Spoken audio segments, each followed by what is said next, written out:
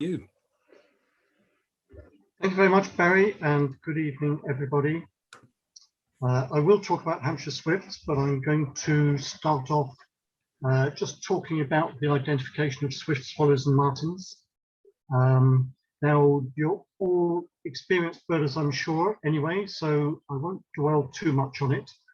But what I wanted to point out was that swifts are about twice the size of the swallows and martins, and if you can see the nest, then it's not that of a common swift, because down here on the left, you can see a bird just going into its nest site under these slates, and that's a fairly typical nest site, but it's under the eaves or under a loose tile, loose or broken tile or slate that they nest.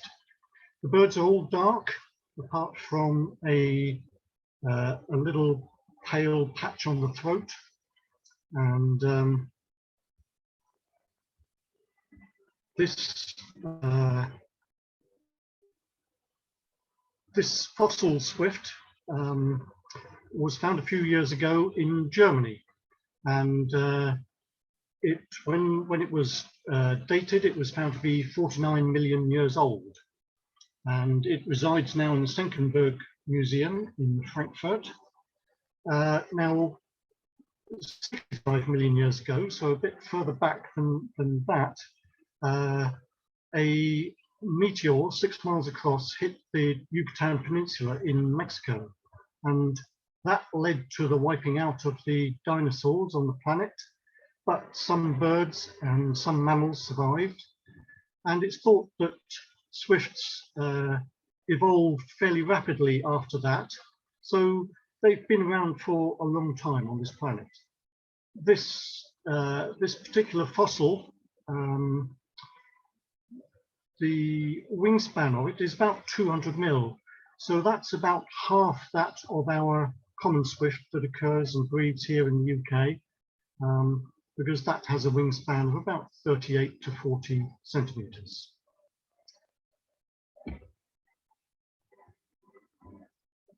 And while swifts may look similar to the swallows and martins, they're in a completely different family.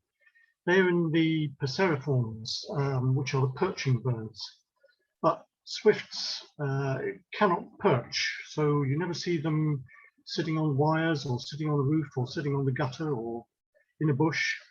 They belong to a completely different family called the Apodidae, which is from the Latin, which means no feet. Now, when you see them fly past, you can't see their feet because they're tucked away in amongst the undertail coverts. But as you can see on the left here, they do have, in fact, very strong feet. And to anybody who has actually handles a swift, they will be able to tell you that it can be quite painful if they get in the wrong position. But they have short legs. There are, the last time I checked, there were 92 species of swifts known, including the swiftlets, and they're found on all continents except Antarctica. So the rest of the talk will be, after this, just about our common swift that is the only species of swift that breeds here in the UK. But other species do occur here as migrants or very rare migrants, including this alpine swift on the right, which has a white belly and is much larger even than our common swift. And the white-rumped swift, which occurred for the first time in this country 18 months ago. So there are 5 species in all that come from Europe. There are 2 from Asia, the white-throated needletail and the Pacific swift, and the chimney swift, which I mentioned earlier, from America.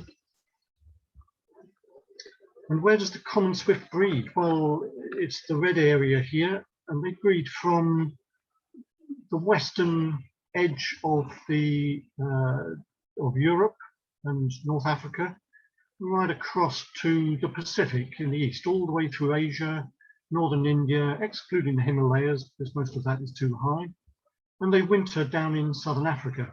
And we knew that anyway 50 years ago from the scattered ringing reports that had come back to us. But it was not until 2010 when the technology of tags being attached to birds got small enough that a tag could be attached to a bird the size of a swift. And so on the 21st, 22nd of July, a swift was tagged overnight at Falmere in Cambridgeshire. Within a couple of days, it had left the country, and within about another, just over a week, it was down in Senegal. And from there, it took another 3 weeks to go across to its wintering grounds here. So this is the Congo, and this is Mozambique. And it spent the next several months here, in fact, until April.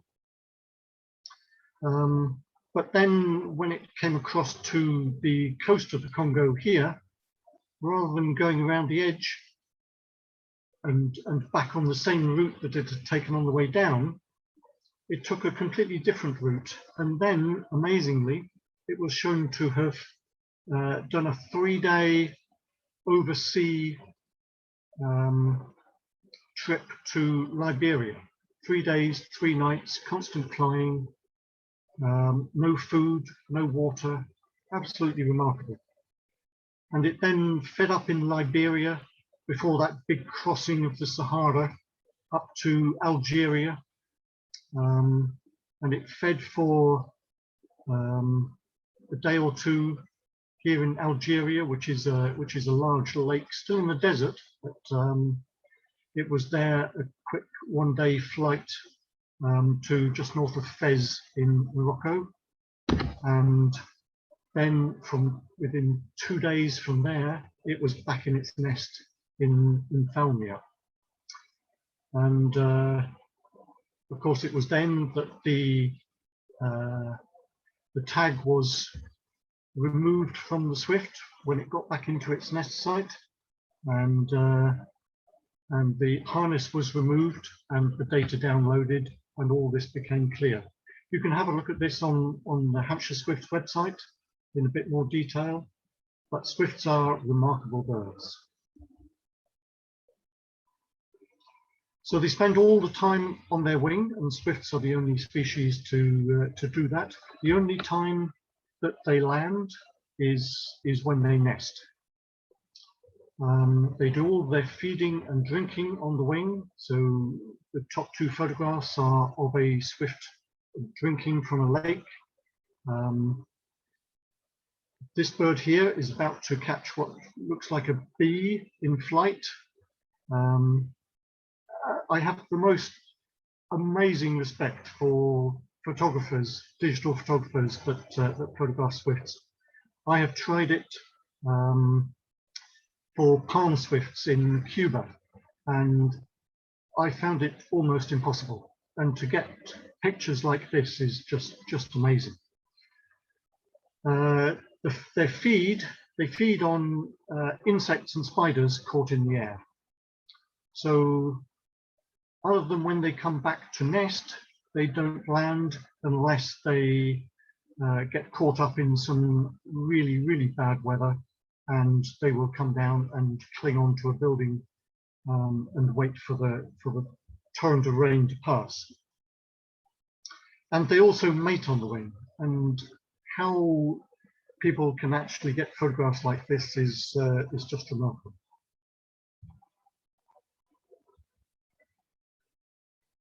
Now, everybody knows that a peregrine falcon can dive and stoop after its prey and reach tremendous speeds of 200 miles an hour, it is said, but it can't equal our common swift in level flight. And the common swift has been logged at 69.4 miles per hour. And at the moment, that is the fastest of any bird. Unofficially, one or two other swifts have been recorded as flying faster, but that's not actually been verified yet.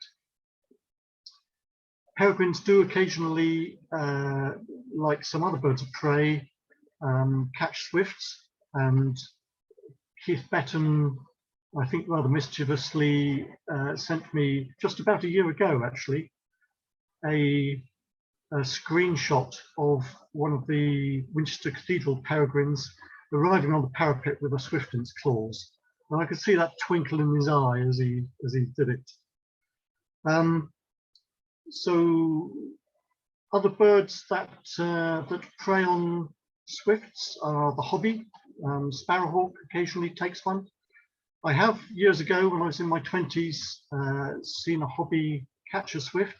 I was coming back from Suffolk and we'd driven through London with some birding mates where we'd been for a birding weekend, and we'd got to the reservoirs on the southwest side of London, and there in front of us was a hobby diving on a swift just in front of the car. So I pulled over and we all piled out and we watched it for maybe a couple of minutes,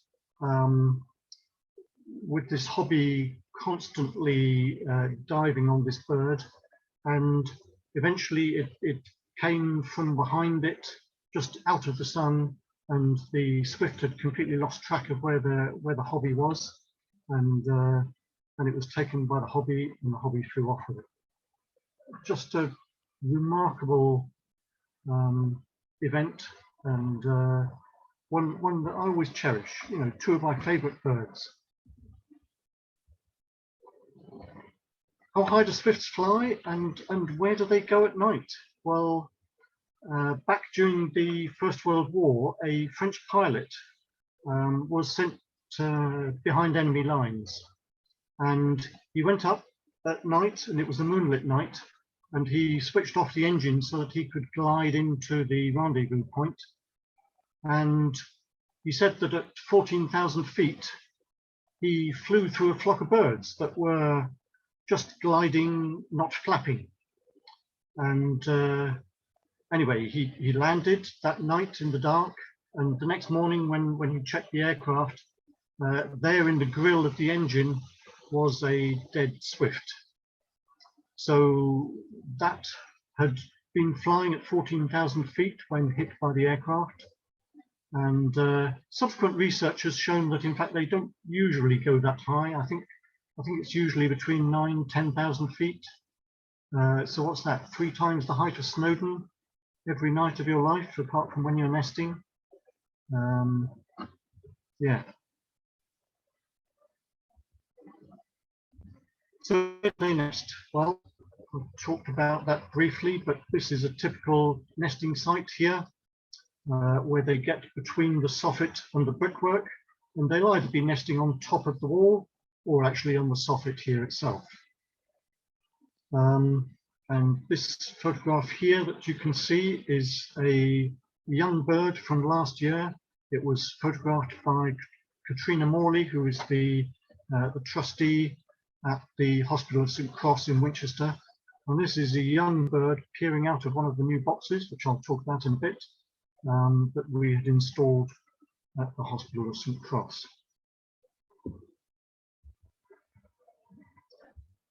So swifts are now almost entirely reliant on man-made buildings to nest in. They, apart from a few nests in this country, they don't nest anywhere else. So where did they nest before that? Well, there are a few pairs that nest in trees in Abernethy Forest up in Scotland, and this is a dead pine with a green woodpecker hole in, and they nest in woodpecker holes. And they also do occasionally, there are a few pairs that nest in quarries and small cliffs, small indoor cliffs, and I think even one or two seaside cliffs as well. This particular cliff on the right here was actually taken in Northern Ireland, where they've done surveys of quite a few inland quarries, and in this particular quarry, there were 5 pairs just within the shot here. So in the last 1,000 or so years, swifts have really changed their nesting sites from trees and quarries into buildings, and they're now almost entirely reliant on man to be able to nest at all. Their arrival and departure dates, well, I expect that nearly all of you will have seen a swift already this year. The first birds arrive usually in Hampshire around the 7th to the 10th of April. But then it really starts picking up at the end of April, and by the middle of May, then in most years, unless they've been held up as they have in the last 2 years, or last year and the year before, in Southern Europe and North Africa by bad weather, then they are pretty well all here by the end of May.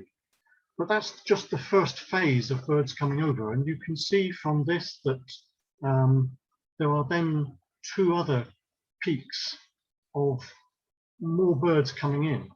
And because they don't breed until they're 4 years old, then we first of all, in the first half of June, get the birds in their 3rd calendar year arriving, and then a couple of weeks later, towards the end of June, we get the 2nd calendar year birds arriving. The first birds start fledging around the middle of July, and it's usually between there and the end of July or into August if they've been delayed for any reason, which often some birds are. Then they start leaving, because as soon as the young have fledged the nest, then the young go, and the adults may actually even have already left. So it's unusual to see many birds after the end of August, and the last birds to be seen in Hampshire are usually around the 1st week of October.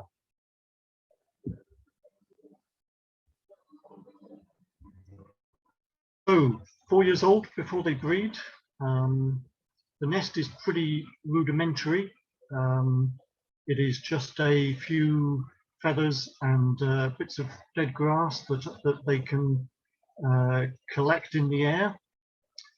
The average lifespan is said to be 8 or 9 years, but I suspect it might be a little longer than that, because the longest or the oldest known swift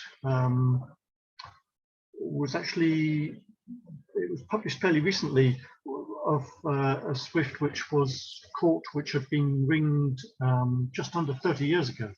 So they are very long-lived birds with a low mortality and a slow reproduction rate.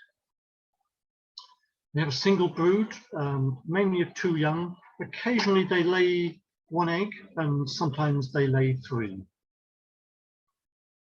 They're colonial nesters given a choice, but it just depends on where there are nesting opportunities, and I'll talk about that in a bit. They're site faithful and partner faithful, so they return, just like swallows and house martins, to exactly the same nest that they nested in the previous year. And the other interesting fact about them is that the young, in periods of bad weather, cold weather, wet weather, when the adults are unable to find enough food for them, they can go into a state of torpor, and they can do that for 3 or 4 days and then survive. And no other bird can do that. That is unique to swifts. And it's thought because of that that their closest relatives are the hummingbirds, simply because they're the only other birds that can also go into torpor. They go into torpor every night to be able to get through the night. They almost shut down their bodies to their heartbeat goes down to just a few beats per minute. But whether they are that closely related, I think it needs a bit more science to determine. So here are two photographs of young swifts that are about to fledge. These two on the left here will have started to do push-ups in the nest a couple of weeks before to strengthen their wing muscles, because unlike other birds, they can't stand up on the edge of the nest and flap their wings because their legs are too short. So their only way to strengthen their wing muscles is by doing these press-ups in the nest. And over on the right here, this is a woodcrete nest box with two young chicks looking out. And we can tell they're young because they have quite a lot more white on the face and white feathers on the forehead, which the adults don't have. They have, so it's a minimum of 9 weeks to fledging from the laying of the first egg. And that's the longest period of any smaller bird. And that's why they only have one brood per year. And if we get any bad weather during the summer, then it can be 10 weeks or longer before the young actually fledge. Like all birds, swifts have parasites. Swifts have a particularly unpleasant one called Crataerina pallida, the swift house lousefly. They're very large, and just imagine, you know, half a dozen of those. Horrible. But it doesn't seem to. So what to do if you found a grounded swift? Well, when I was younger, you know, it always used to be said, oh, well, you just pick them up and you throw them up in the air. Well, in fact, if they're already injured, that's the last thing that you want to do, because you're only going to cause them more damage when they hit the ground. So what you need to do is to check it over carefully, make sure its eyes are open, make sure there's no blood on it, that it hasn't been mauled by a cat, and to make sure that its wings aren't broken. And then if you hold it up, just stand up tall, hold your arm above you, hold it on your hand, and if it can go, it will fly of its own accord within 20 or 30 seconds. If it doesn't fly within that time, then get in touch with us at Hampshire Swifts. You can use our contact us button on the Hampshire Swifts website, or you'll see my email address at the end. But get in touch with one of us quickly. We will give you advice as to where to take it, or to if you're unable to do that, we will come and collect it and take it to the expert advice that it needs to get it back flying again. So this is the slightly depressing slide of the decline of swifts, and the latest data is 2018 and backwards from the BTO, and that showed that in the 23 years prior to 2018, numbers had declined by 58%. Now that's absolutely horrendous. It's catastrophic, and so that's why Hampshire Swifts came into existence. We are part of the Swifts local network, which is a group of over 90 groups like us all around the country, trying to do our best and to put up nest sites and to lobby people.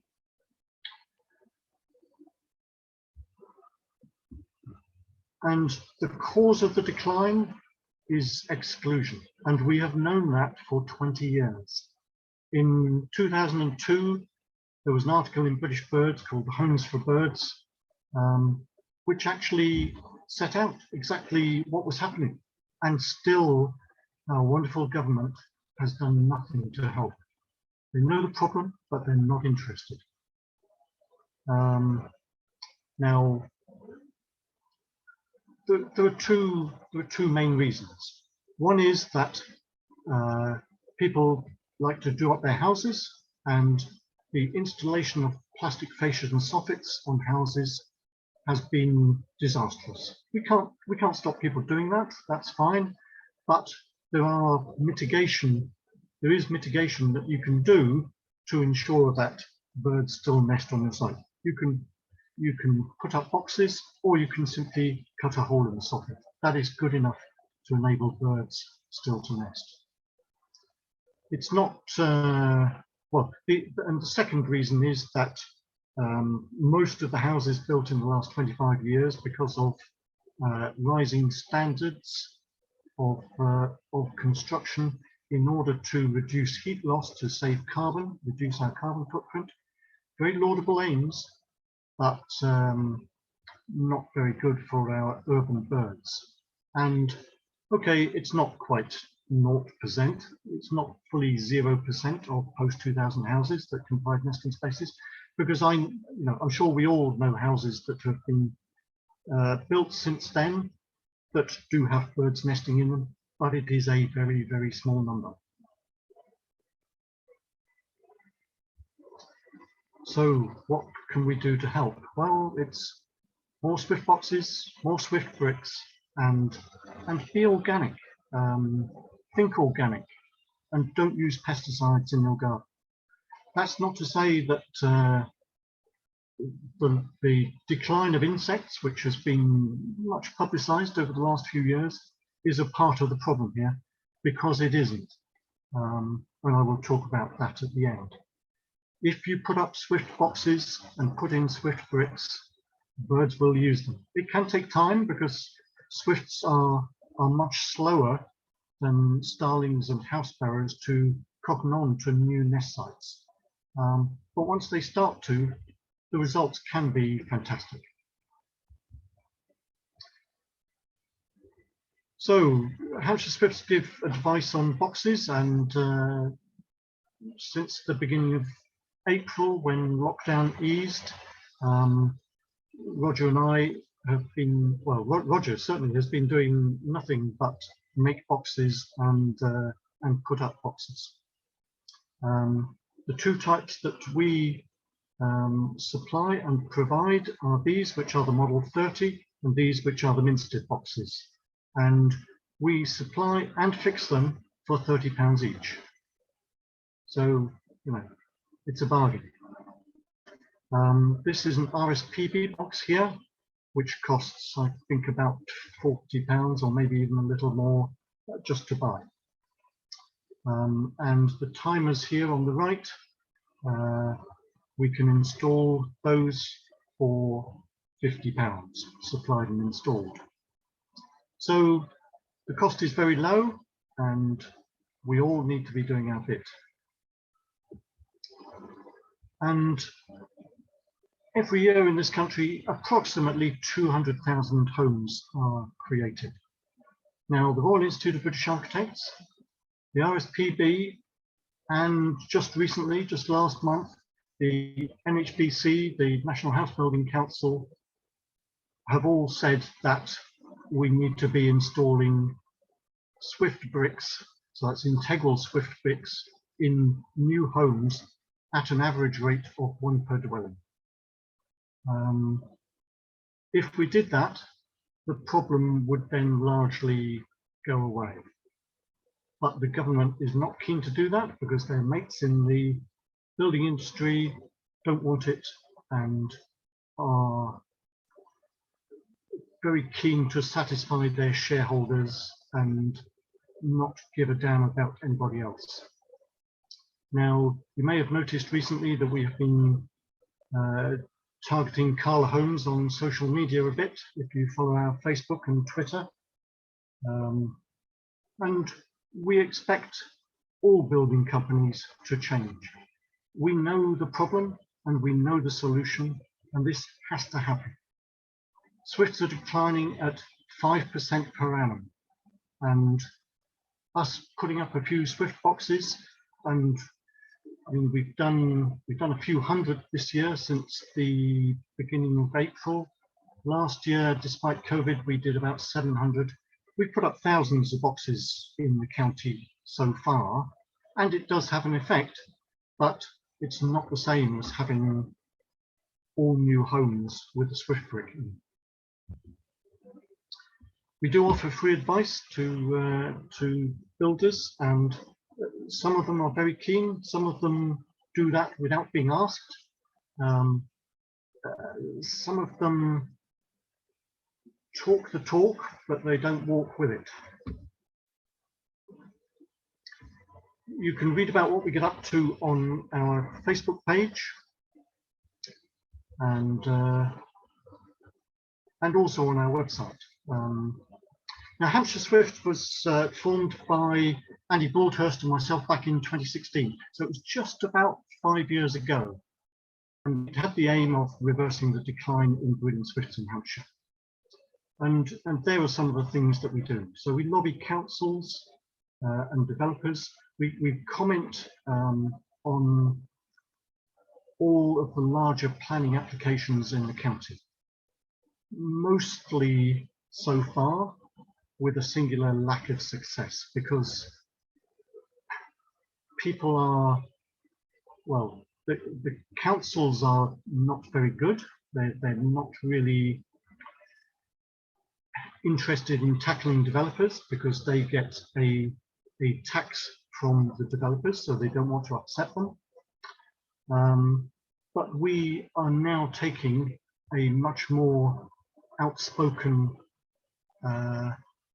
attempt to change people's ways, and we are targeting Cala homes because we had a promise with them back in 2018 that they would, on future phases of Kings Barton in what would it be? Well, on the edge of Winchester, to put in lots more boxes on later phases. And so far, I think they've put in about 10 on the next few hundred houses. That is not good enough. So we do talks and exhibitions, and you can watch our Facebook page and Twitter for upcoming ones.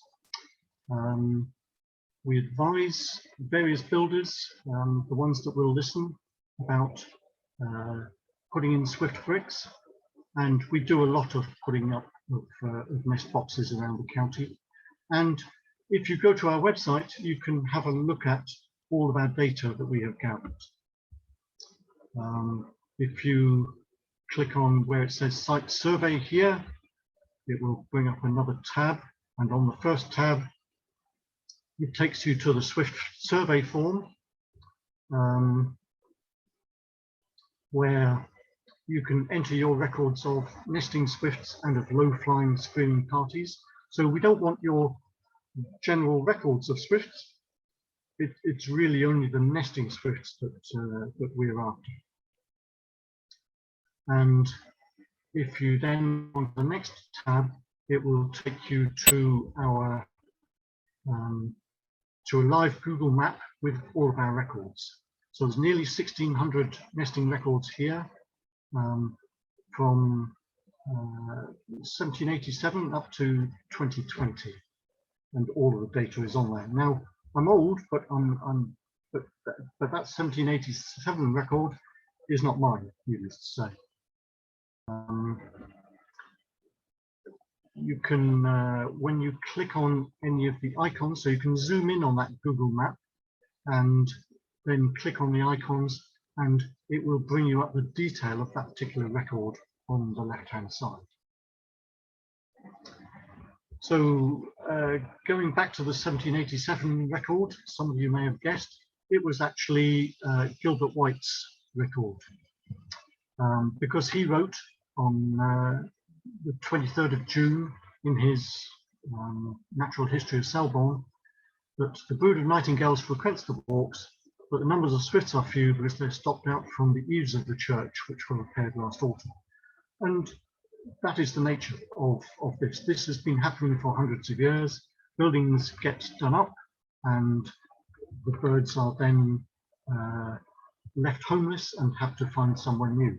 The difference is now that it is happening at a much greater extent, and that all of the new houses being put up very rarely have any opportunities for swifts to nest at all. And it's not just swifts, it is also the other urban birds, mainly house sparrows and starlings. So anyway, when I read what Gilbert White had written all those years ago, 300 years ago, I hot-footed it round to the church to see if there were any swifts nesting there. Going past this lovely weather vane on the village hall, which was put up a few years ago in memory of Gilbert White. And I walked all the way around the church, and insulation has been pushed into the gap in the eaves. So there are currently no swifts nesting in the church as there were at that time. They did carry on after 1787 because Gilbert White wrote a year or two later that they were still nesting in the eaves, but the number was reduced. So anyway, I then made a note of the church wardens. We contacted the church wardens. We got permission from the diocese. We got a faculty to put up 6 new boxes on the side of the church. Now, and these went in a couple of years ago. We're not really in favour of painting boxes black, because if the sun gets on them, then the box will overheat, and that will not be good for the swifts inside. But these boxes, because they are tucked up underneath the gutter, it's absolutely fine. So the sun doesn't actually get on them at all. As I say, the boxes were put in 2 years ago, and 3 of the 6 boxes have already been used, but by blue tits and great tits, not yet by swifts. But I think it's only a matter of time. We're not using a call player there because it's a bit difficult to get power to it, but we're hopeful, and I'm pretty sure it will happen soon. We've done other projects on swifts, and at Winchester Cathedral at the end of last summer, Roger and I put in 2 cabinet boxes of 10 chambers each, so a total of 20 nests were put in behind the opposite side of the tower over on the right hand side here. And in a couple of days' time, I'm going to be going in and turning on the call player. So if you're walking past the cathedral and you hear the sound of swifts, it might not actually be swifts, it might be the call player. And the hospital at St. Cross, which I mentioned earlier. Now, the previous clerk to the trustees, as his parting gesture, went and put a stainless steel mesh all along the eaves, all the way along here and around the central courtyard as well. This is the outer courtyard, and that was to stop the birds getting in, because there were jackdaws and things like that getting in, and they were taking in a lot of debris and twigs and things like that, and they were a bit worried about that. But of course, the result of doing that was that it blocked out nearly all of the swifts, and it was just left with, I think, 3 pairs nesting in natural sites in different locations around the building. But the new clerk to the trustees, Cathedral Morey, is very pro-swift, and was very keen for us to try and do something. And I spent a morning with 1 or 2 other people walking around all of the roof spaces, trying to find places where we could put boxes. And the easiest one is in this outer courtyard. So we now have 15 boxes along here, and they have been in 2 years up to last year. And last year we had six boxes occupied, which was fantastic. Really good result. 3 pairs reared young, and 3 other boxes were occupied by young birds, which weren't actually breeding, but just occupying boxes and building a nest and finding out what it was all about. So the cafe at the hospital of St. Cross at Winchester, which is just out of shot on the right hand side, is open from next week. So for outside visitors, so you can sit here at the table, with a cup of coffee and a piece of cake, watching the swifts go in and out of their nests. And hopefully this year, the 3 younger pairs that were here will actually nest, and we'll get some of the other boxes occupied by younger birds too. And here is Roger with the boxes, which all had to be individually made so that they were tight fitting between the rafters, so they're all to different dimensions. And you can see the swift concave put at the back of the box, just to give the birds a start, because sometimes when they arrive back in this country, they're so keen to lay and get on. Sometimes they'll do it without even much of a nest. Most swifts nest at least 4 meters, usually 4.5 meters and above. So they'll be nesting under the eaves of a 2-story house. But just occasionally birds will nest lower, and this church at Idsworth, which is north of Portsmouth, otherwise known as the Church in the Field, has 1 pair nesting on the left-hand side of the porch here on the outside at a height of 1.6 meters. That's the lowest nest that I know of in the county, and it may be the lowest in the whole of the country. I'm not sure. But that is very unusual.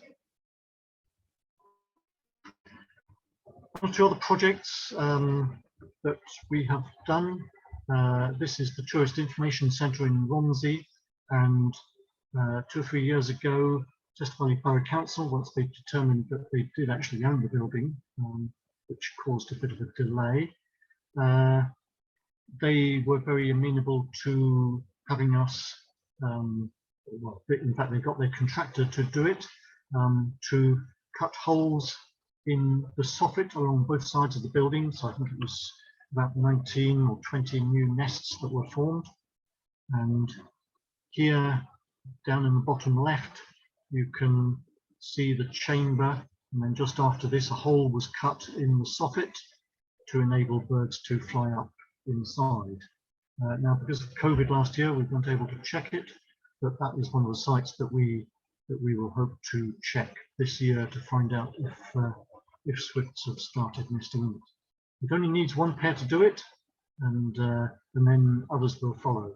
And often they watch what other birds are doing, and certainly we know that house sparrows do nest in them, so that's a start. So other new nesting sites. Well, there are 2 swift towers that have been put up in the county. One is at Whiteley in Hampshire, and the other is here at Kingsworthy at the southern end of Lovedon Lane. This was, I think, 3, maybe even 4 years ago when the tower was put up, before the houses were built by Hab on this bit of ground at the back here. This area here in front is part of a lovely meadow now, with a walkway for the residents to walk around and walk their dogs and take exercise.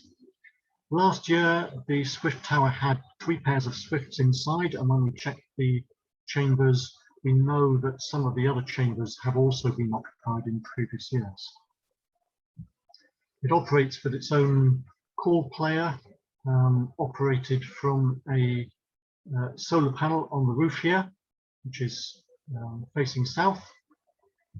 And I did turn it on a couple of days ago, but something happened at the last moment, and so it's not actually working, so I need to go in and fix that, which I'll probably do on Friday. I was contacted by somebody in Salisbury about 4 years ago, saying that they were outraged that the council was re-roofing council properties and ripping out swift's nests that were inside, and asked if I would go and talk to them, which I did, and they were in fact very amenable. And what they do now is they still do the re-roofing, they've got to do it, but in the new fascias and soffits that they put in, they cut 2 holes in the front, just a swift size, so that swifts and sparrows can get in. And they do that on every house that is re-roofed. What a fantastic result, and ever so cheap to do. All councils should be doing that. Winchester City Council, we had conversations with them 2 or 3 years back, and after a bit of discussion, they agreed to put up 1 box per house for every property that was being re-roofed by them. And they employed an ecologist to do the surveys beforehand, which is what all councils should be doing. They should not be, it is illegal to rip out nests during the summer. They should not be doing that. So the council has now installed 185 boxes on properties in Winchester and Alresford. And within the Highcliffe area, there are, up to the end of last year, there were 85 boxes that we had put up, some on council properties and some on private properties in Highcliffe. And when we monitored them last year, just over 70% had been occupied by sparrows, and there were already, just in 3 years, 13 pairs of swifts nesting in those boxes, which is a great result, and we expect that number to increase this year. Now, finally, I just wanted to talk about the wonderful Ron Cook, who lives down in Southampton in Regent's Park, and Ron has been doing swifts longer than most of us. He has lived in the house in Regent's Park that he lives in now since he was a nipper, and he can remember when he was younger there being parties of 50 birds flying down the street in Regent's Park. And it got to the stage in 2002 where, because of people having fascias and soffits, plastic fascias and soffits done, it got down to 1 pair left in the whole of his road on his neighbour's house.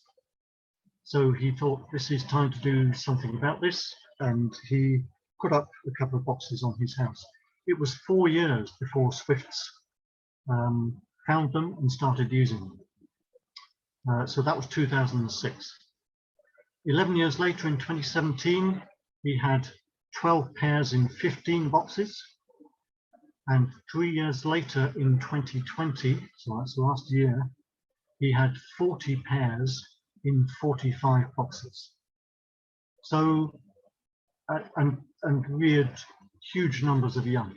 So the problem is not shortage of insects, it is shortage of nesting sites. It can only be that. And remember that although Ron actually, he takes his boxes off during the winter because he doesn't want other birds going in, but sparrows, house sparrows and starlings have suffered the same decline that swifts have for exactly the same reason, loss of nesting sites. Roger puts his boxes back up at the end of April and does a great job, does a fantastic job, and you know, is an inspiration to all of us. There's one thing that I forgot to say earlier on, and that was a big thank you to Andy Broadhurst, who at the end of last year has moved out of the county and is now just about to purchase a place in Derbyshire, I believe. And so although he does help us, he's no longer officially a part of Hampshire Swifts. But I would just like to take the opportunity, because I know that he was a big part of HOS as well, to say thank you for Andy. Thank you to Andy for all that he did and is still doing for Hampshire Swifts. Thank you, Andy. So just finally, it's now up to us to help swifts. They won't die out, but they are declining at 5% per annum, and it will go down to a very low level unless we do something to help. If you feel that you have the time to help, get in touch with me at tim@norris.me or use the contact us button through the Hampshire Swifts website, and that will get to me also. Thank you for listening. Tim, thank you so much. That was fascinating, and I certainly learned a lot through it, even though I've had interaction with Andy, particularly over the last couple of years, and thank you for the thanks that you afforded him, because Andy has been very active, not only obviously, as you rightly say, with Hampshire Swifts, but also with Hoz up until recent times. So we miss him for sure. Tim, fascinating. Number of questions still to pose you, if that's okay. We're still welcome some 10 minutes, if that's okay. We'll use that time. Hopefully I can cover them all. A few related to boxes, etc. So let me get through those first. And no particular order. Can Swift bricks be retrofitted? Is that an option? They can be. Obviously, cutting out brickwork is time consuming, especially if the mortar is hard. But it can be done, especially if the mortar is soft. Probably the S bricks are the best suited to that, which I haven't showed pictures of, which I meant to. So yes, it can be done, but on existing properties, it's easier to put up Swift boxes on the outside. Sure. Okay. And related to boxes, a couple of questions here for sure, at least maybe three. Direction, side of house. Is there a preference? Do Swifts have a preference? North facing, south facing? What's is there a norm? It doesn't matter using the Model 30 boxes with the white sloping top.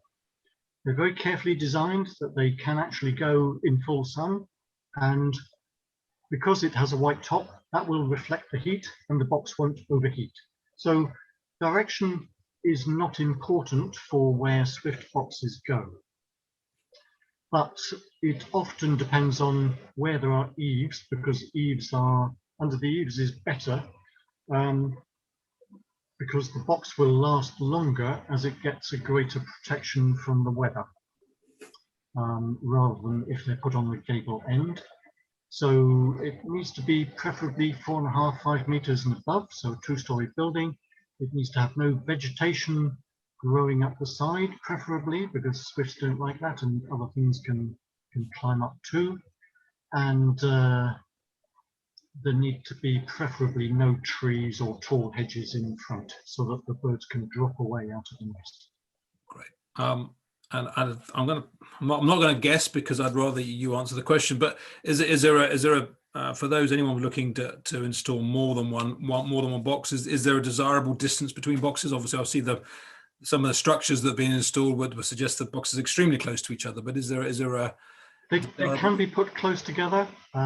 There is a slight danger if there are large numbers close together, but you may then get a bird go into the wrong box, which causes a fight and all sorts of aggravation in the nest and causes eggs to be chucked out and goodness knows what. So we normally put them up with a small distance between them, maybe 300 mil between each box. Okay. And clearly, the slide that showed the particular council's effort in terms of drilling 2 holes, as you say, into soffits or when they're replacing roofs. Is that something that people could generally do? And if there is there some guidance on how best to do that? Is there a danger of leakage and getting damp in the house? Is there any guidance? No, there isn't. There isn't any danger. It's not going to damage the house.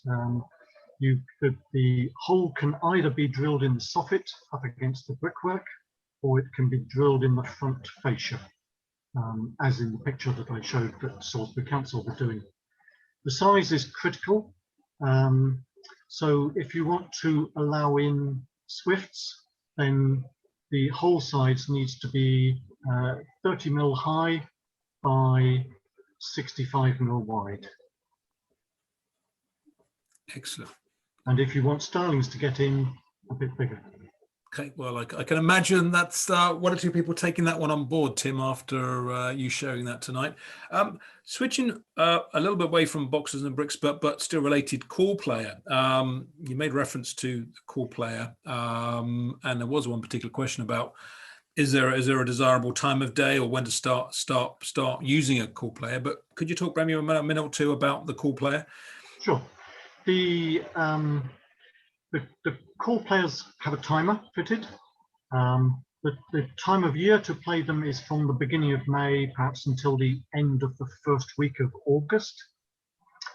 And the times to play are early in the morning until 9:30 or so, maybe an hour and a half at lunchtime, and then 6:30 to 9:30 in the evening. The important thing is not to upset your neighbours, so the volume is important. It needs to be at a level which is as loud as possible, but without having people coming around banging on your door demanding that you turn it off. And don't start it too early in the morning. I start mine at 7:30. I could probably do it a bit earlier than that, maybe 7 o'clock. If you live in the wilds, you can start it at 4:30. So be considerate to your neighbours, I think, is the steer Yes. you're giving there, Tim. So thank you for that one. There was actually one about those lovely parasites that I assume that was not life size. Almost. But there was a question in terms of why don't the swifts actually do they actually feed off those parasites? I mean, do they groom? I mean, is there any indication that they? There isn't any indication that they can actually catch them and eat them, but I'm sure that if they could, then they would. They do suck blood from the swift, but it doesn't seem to affect them in any way. Okay. I'm going to switch away from boxes and bricks as we come to the end. A couple of questions. You talked about the horrendous decline of 58%. Is Hampshire, is it kind of representative of that 58? Is it any worse, any better? I mean, it's obviously not good news irrespective, but is it Hampshire broadly in line with that national decline? I think it is. There's no reason to think not. We are starting to make a difference. Certainly in certain areas, we can see that, but it takes time. This is not something that happens in a year or two. If you put up 6 boxes, you're not going to get them all occupied the next year. But over time, in 5 years, 10 years, it can be very significant. But at this stage, we don't have a handle as to whether we are turning things around in Hampshire. Okay. On a more positive, or I'll try to finish on a positive, and there are lots of positives. You say that there's lots of activity going on. Thanks very much to you and the team at Hampshire Swifts and others as well. You and I were talking before we opened up the waiting room for people to join us about some of the colonies near me around the county. What are some of the prime locations where there are significant colonies? People are not aware of them already and would like to go and see more swifts. Yeah, well, you can use the website, our website, Hampshire Swifts website, to look up all of our data. Unless you click on each icon, you won't see how many birds there are. But just to take Regent's Park down in Southampton, I think Ron lives in Prince of Wales Avenue, so that area is very good. Be respectful of people's houses. People live there, and so other sites with large numbers nesting. Well, St Lawrence Church in Alton has about 20 pairs nesting. They're quite high up. They are above 15 meters, between 15 and 20 meters up. They get in just at the base of the timber shingles on the spire. There's a business centre in Lymington. There is a swift walk that you can do, which is advertised on our website. And if you do that, that will take you past the business centre in Lymington, where quite a few pairs nest. That's a very good thing to do. Do that walk and go and have a look at the swifts there. Okay, Tim, thank you for that. Cognizant that we're just about on the hour, maybe just over, so I'm going to try and stick to what we try to do within the hour. So, Tim, I'm going to say a final thank you very much for tonight. Fascinating. You've held us all to the end, so really, really appreciate it. There was one question. I'll perhaps leave them to kind of reached out to you on the Hampshire Swifts. There was one question from someone just across the border into Surrey, interested potentially whether you sometimes might stretch your efforts of sporting across the county. Perhaps I'll leave them to reach out you to directly in terms That's very good. Occasionally a reach across the border. So thank you, Tim. Thank you to everyone that's joined tonight. And actually, tonight will be the last for a while. We've decided to kind of pause, having had the talks going since the end of October, beginning of November. So thank you for all of those that have been regular attendees. We're just going to take a pause. We are considering starting again sometime in the autumn and carrying on through the winter again. So we'll be back. So if any of you have got any thoughts and ideas on talks that you'd like us to cover when we restart again, we'll certainly consider those. We're hoping to start to look at some more old style events in the coming term, in terms of we might actually physically be able to get together again. I know at HOS we are planning on restarting the walks, so just look out, if you would, on the HOS website. We're putting a program together as we speak, soon to be communicated, so keep a lookout for that. And we'll communicate as things evolve, both for the walks and for future physical talks via the usual means, which is going to be via the HOS website, Kingfisher magazine as well. But for now, I wish you all well. Enjoy the summer. Hopefully we can get out and about in the coming weeks and a degree of normality again. But enjoy the coming weeks and months. Look forward to reconnecting with the talk program again in the autumn. But as I say, thanks for everyone that's attended on a regular basis. Tim, thank you very much, along with all the other speakers over the last few months. Thank you, Barry. Good night to all of you. Take care. Cheers, Barry. Thank you. Bye-bye.